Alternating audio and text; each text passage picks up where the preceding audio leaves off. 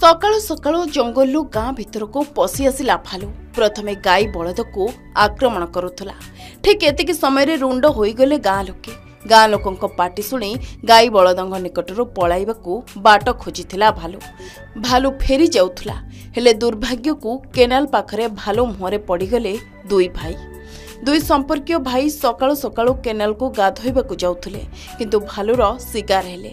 गाई बलद को आक्रमण करिबा परे भालुटे घाइला होई दुई भाई को गोड़ाई गोड़ाई आक्रमण करिथिला। भालू आक्रमण रे दुई संपर्कीय भाई एबे गुरुतर होइछंती। दुई भाई को भालू गोड़ाई गोड़ाई लोहलुआण करिबा परे रक्त जुड़बुड़ अवस्था केनाल निकट में पड़िथिले दुई भाई।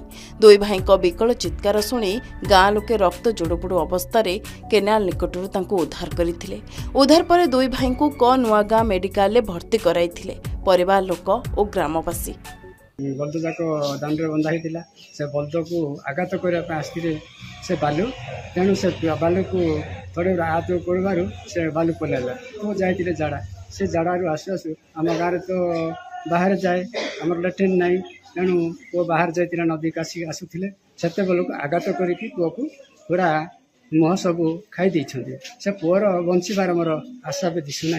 आम गाँव घटना कौन आज्ञा से बलद जस्ट बांधी आसिकी अट्टा तो 6टा बालुटा आक्रमण कर आसला। गाँ लोक सब पाटितुंड कले बहुत पाटितुंड करने को छाड़ी गला से पटे आ दीटा आम गाँ पिला जाड़ा जाइतिले से मानकु बाटरे आक्रमण कला पूरा रक्तांत करदेला आउ देखला बेलू किछि नाई।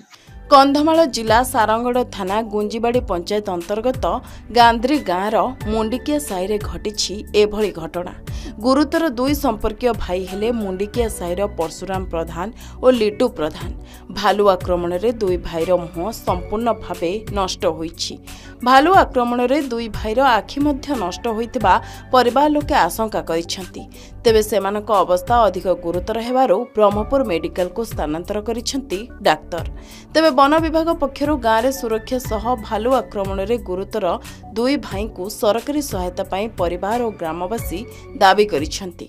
मुंडिका दांडरे जो बलद बांधिथिले से बलद को से आक्रमण करिथिले सेते समय लोक समस्ते पाटितुंड करिवार आउ से कंडे दूर को से दौड़ी गला दौड़ी जावाक से पटे जाड़ा जाइकी से माने दी जण आसुथिले से मानको आक्रमण कले तेणु करी से मानकर आउ माने बंचिबार मध्य आशा टिके कम।